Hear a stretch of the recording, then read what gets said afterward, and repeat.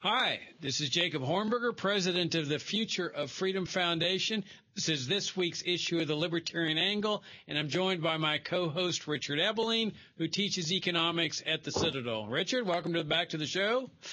Hey, it's wonderful to be with you. And to start off, before we even begin, a happy Thanksgiving to all the viewers and listeners. Hey, likewise. In fact, thought we would talk about Thanksgiving this week.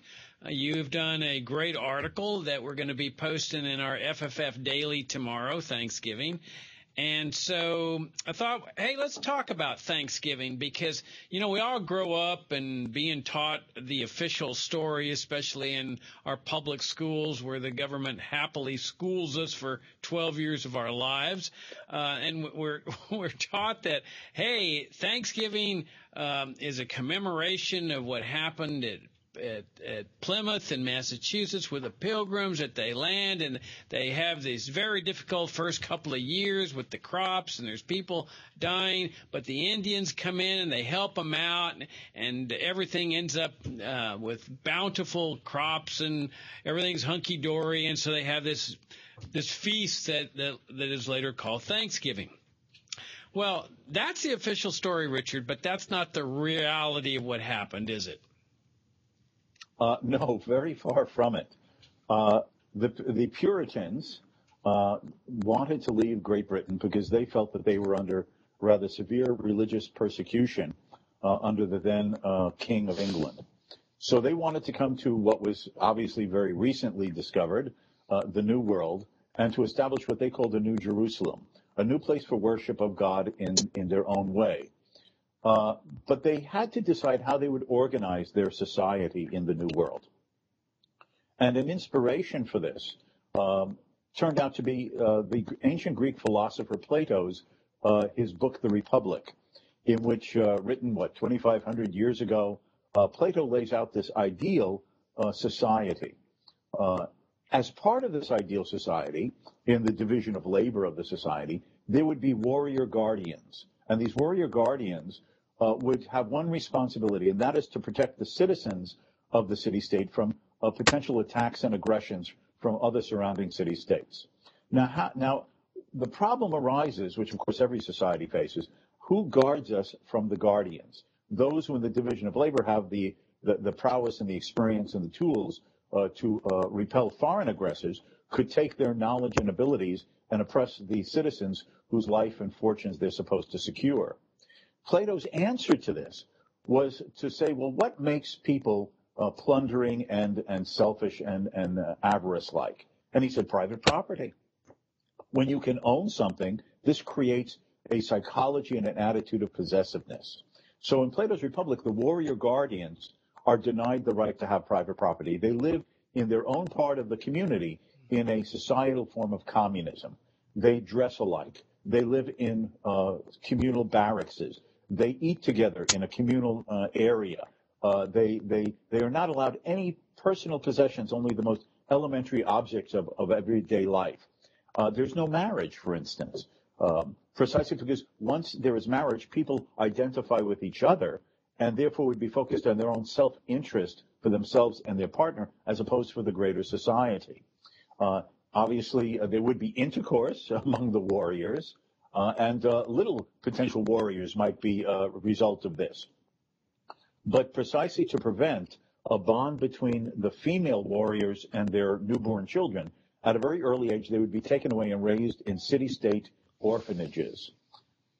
And that was to precisely prevent the female warriors from having any attempt to try to, what could I do for my child, as opposed to for the good of the society?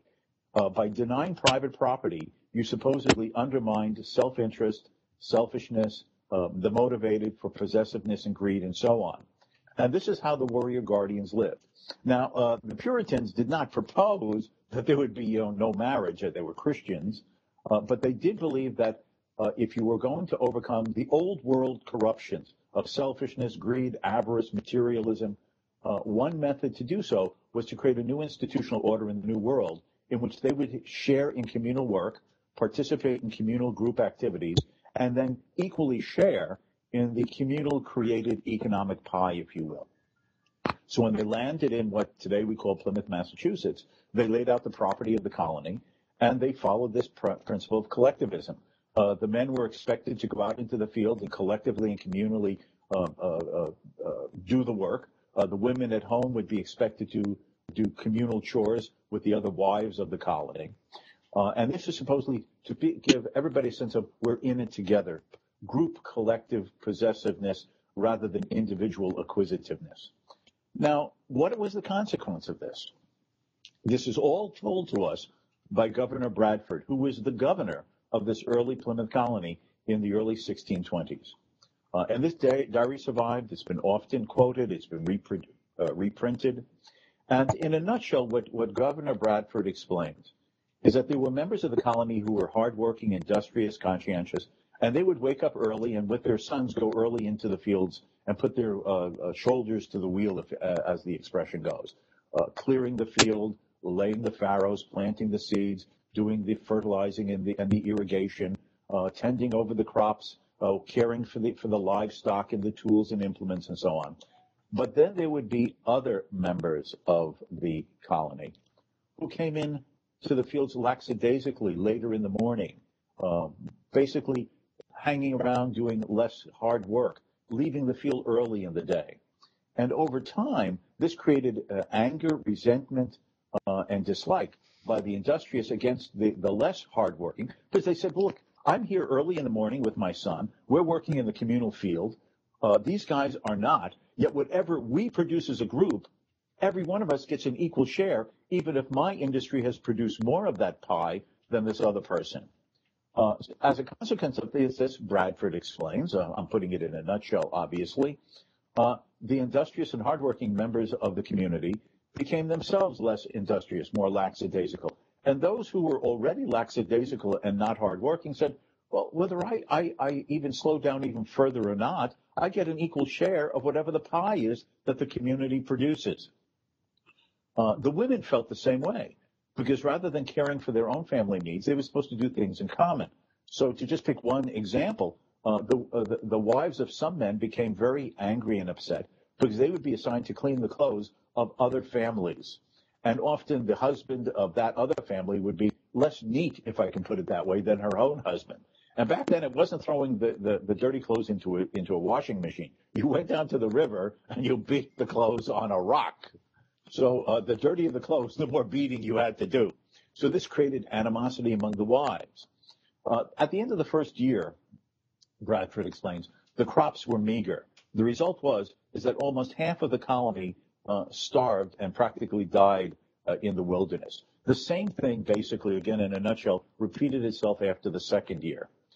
At that point, Bradford and the other colony elders got together and said that if they did not devise some other way to organize the affairs of the community, one more year like this, with a meager and poor harvest, and all of them will surely perish in the wilderness. So as Bradford recounts, what they decided to do was to do an institutional rearrangement. They took the property that they had marked off as the communal colony, and they divided them into private family plots. Each family now had its own farm, and they were told that whatever they grew on those crops or any livestock they raised were theirs to keep and use for their own family's betterment. And any surpluses that might have arisen from those harvests and the raising of those animals, any surpluses beyond their own family needs, they would be free to trade part of or all of those surpluses for any surpluses that their neighbors had generated that those neighbors equally didn't need. So there'd be mutual gains from trade from anything beyond productions over and above their own family's requirements. Now Bradford recounts, the husbands and the sons woke up early, almost to a man of every family, and worked hard in their individual family farms, clearing the fields, planting the seeds, tending them, etc., bringing in the large harvests. The women happily did the housework, caring for their respective homes, the daughters helping with the milking of the privately owned cows and churning the butter.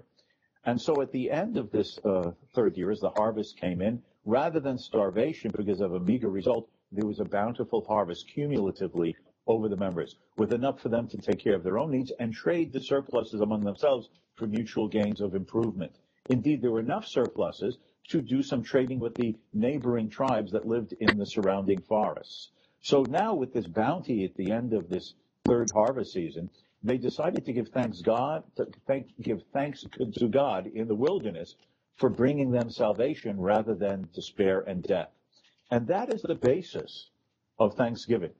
The way I put it at the end of this article, Jacob, is that when all of us sit around with our families on Thanksgiving evening or afternoon, carving up the turkey, handing around the mashed potatoes, the yams, the stuffing, the cranberry sauce, and so on, we should remember that in essence what we are also marking and celebrating was the example of why communism inherently fails and the triumph of American free enterprise, the beginning of American free enterprise in America.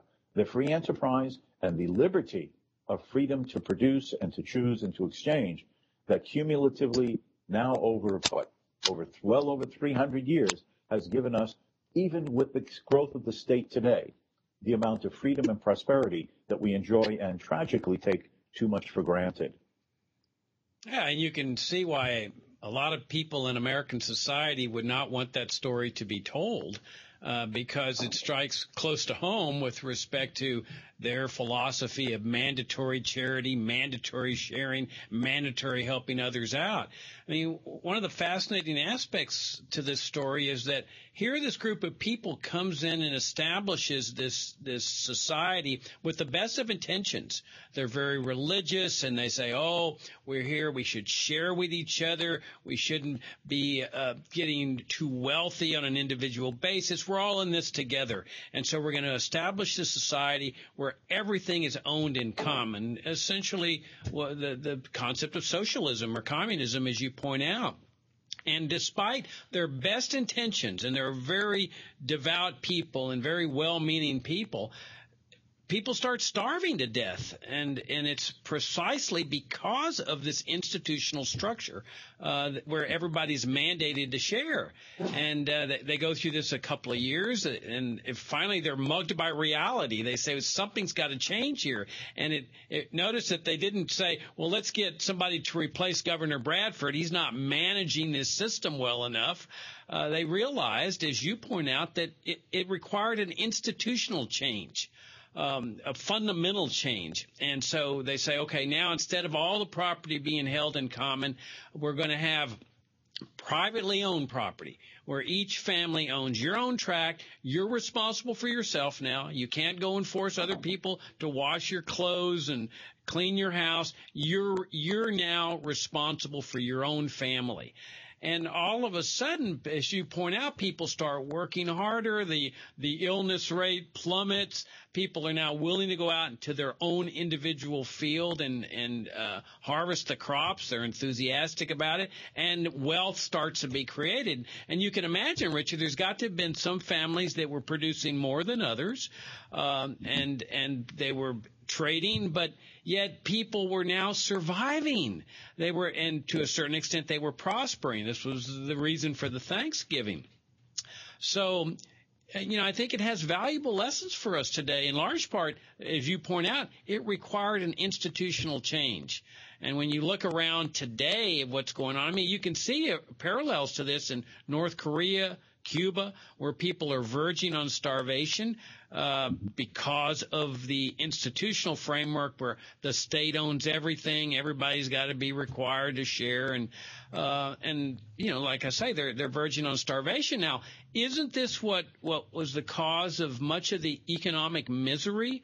This was 1620. Wasn't this a period of time when there were people starving to death in Europe on a regular basis? Oh, yes. The fact is that when we see these pictures, as we often do on our television screens, when charities run advertisements asking for us to generously give a donation and help feed a child and so on, that abject poverty that we see in those images of sometimes African or Asian or Latin American children, that abject poverty is exactly what the entire world, including Europe, lived under 300, 400 years ago. The natural condition of man for virtually all of his history was starvation and bare subsistence. And even those who who seemed to be the wealthy ones, the kings, the noblemen, members of the clergy, they had a degree of wealth and prosperity that by our standards would be considered beyond the lowest poverty level in the United States. That only changed beginning in the 1700s and the 1800s, the 18th and 19th century, with the formal and protected institutions of individual rights, private property, freedom of exchange, freedom of choice, that created those very same institutions and incentives that the Pilgrims learned the hard way in first practicing communism, and then without giving it a name or even conscious of it, establishing the institutions of what we call free market capitalism in those early years. If I can just make one other point here too. One other element that Bradford mentions in his diary, in fact, I quote several of the key passages in this article of mine for this week, which will be up on the FFF site on Thanksgiving. He says that one of the lessons they learned is that you cannot change human nature. Being Christians, they believed that God had made man in a certain image, with a certain character and quality, a human nature. And that part of this human nature is that men are self-interested. It's not a matter of praising it or condemning it per se. It's just that this is the way man is. Now, if this is the way man is, and this is the way a higher authority has made him, his character, then how do we accept and use this self-interested human nature so that in the pursuit of self-improvement, you generate prosperity for many rather than plunder others for your own benefit alone? Now, that became the institutions of capitalism, which those early Pilgrims in Plymouth were groping towards, and which got formalized in the ideas in the 1700s by such economic philosophers as Adam Smith. It basically boils down to this, Jacob. If you have something that I want, but if there are rules of the game, that is institutional rules, legal rules, moral notions, that I can't kill you, I can't steal from you, and I can't cheat or defraud you to get what you have that I want, then how do I acquire it? That means that I must now apply my abilities, my knowledge, my skills, my creativeness to devise a way that I can produce some commodity or service that you would value enough to take it in exchange from me for that which you have that I desire.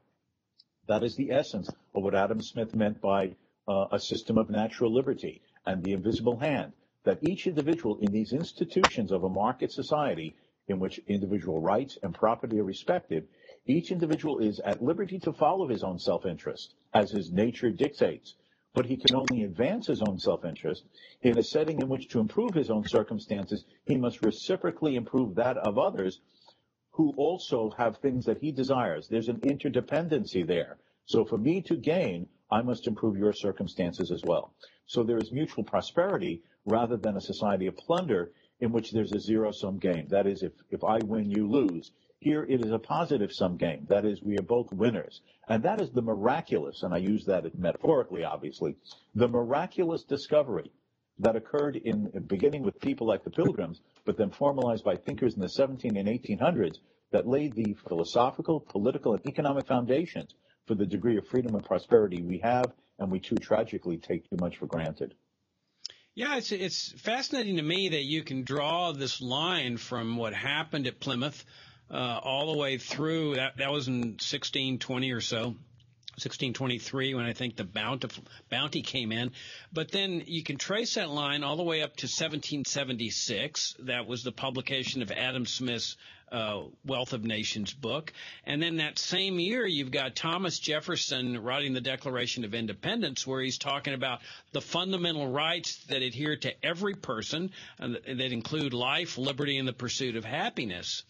And then several years later, when the Constitution calls the federal government into existence, you end up with a society where enterprise is essentially free. I mean, there's some exceptions, but by and large, people were free to become anything they wanted. Lawyers, doctors, cobblers, what have you, without a license, without a permit. I mean, this was a radical change as compared to what had gone before, where government strictly managed the economic activities of everyone with anti-speculation laws and laws against middlemen and poor relief laws. So here you had a society in 1791 and beyond where there was no Social Security, no Medicare, no Medicaid, no assistance to the poor, none of this mandatory sharing that had caused the starvation at Plymouth in those first 2 years.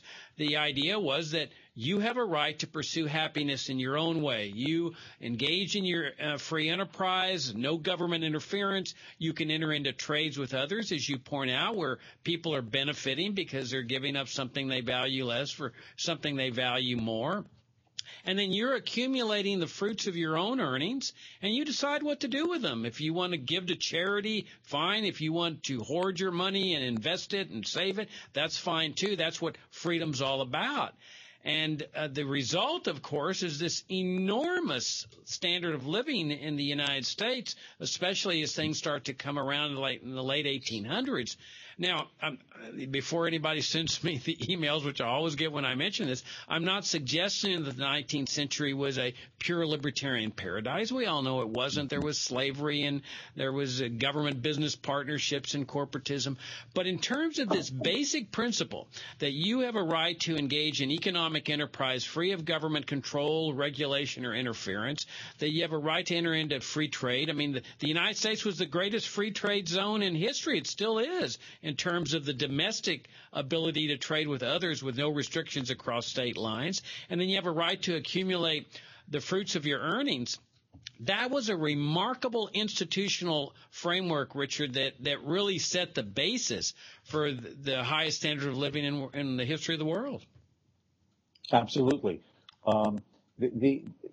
Unfortunately, too many of our fellow Americans, because of the way education is taught, the progressive ideology, the leftist ideology that wishes to erase all historical memory, to remake society anew by their collectivist and progressive premises, that has been basically eradicated from the Americans' memory, if you will. It's not just about the Pilgrims, the founding of the country and the Declaration of Independence, the original ideal that was meant to be the Constitution with limited enumerated powers and division of powers to check and balance to see that power would not be concentrated and abused. Now, one can make a lot of arguments, and political philosophers have, as to how effective any such institutional arrangement can be, or whether the U.S. Constitution was even perfect in that, given the fact that we have experienced concentration of power and violations of the original enumerated powers. But it cannot be denied that this was the vision and the ideal. That was the point on the horizon of a good and free and prosperous society that was in the mind of those early founding fathers. However imperfect, and the warts and pimples on their own actions and behaviors and beliefs, that was the ideal. But today, what do we hear? We hear these fluff stories about Thanksgiving. All we hear is about the hypocrisies and the immoralities of founding fathers. You know, I know this is going to come as a shock to our viewers and listeners, Bumper, but you and I are not perfect people. I know it's hard to believe. I, of course, know I'm not a perfect person. How do I know that? My wife reminds me every day. But that's a different matter. We won't talk about that. But one of my biggest personal faults is I'm just too humble. You know what? Many people have pointed that out. But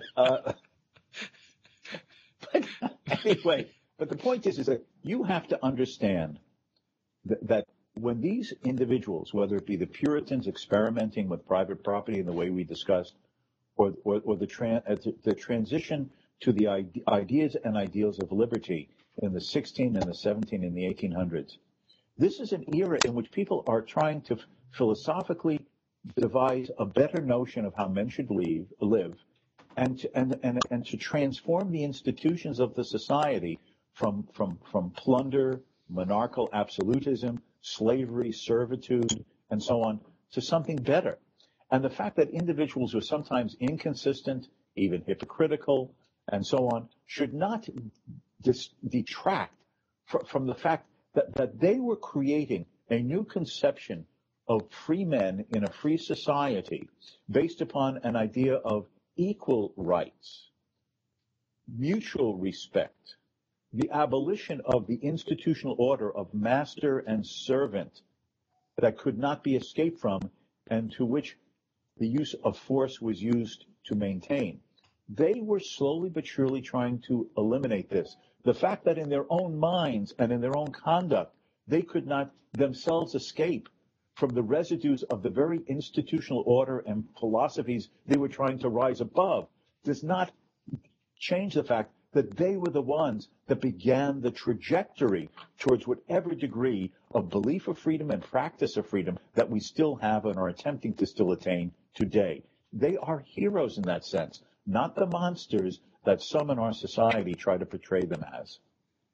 Absolutely, and as you point out, people are imperfect. They have all their faults and failures, but you can still strive for ideals, and also human institutions are not going to be perfect because naturally they're human institutions.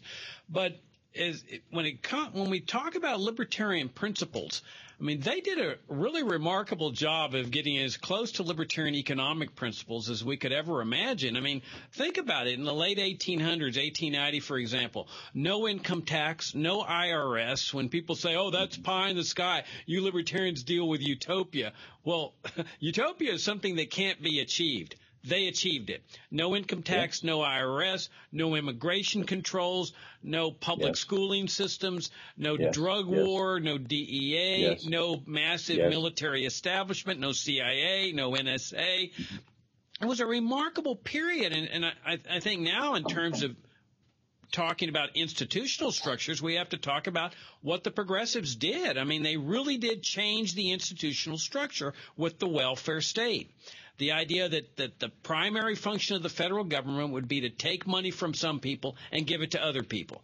So you totally destroy this notion of individual liberty in the sense of you keep it, you decide what to do with it. Now they're resorting back to the idea of the first 2 years at Plymouth Rock: mandatory charity, Social Security, Medicare, Medicaid, farm subsidies, education grants. The whole welfare state is based on this concept of denial of individual liberty to do what you want with your own money, and we're going to now force you to care for the poor, care for others, share with others. And the end of this road, Richard, when you've got out of control federal spending, out of control taxes, debt, inflation around the corner. I mean, we see what happens with Greece. We see what happens with Cuba and North Korea.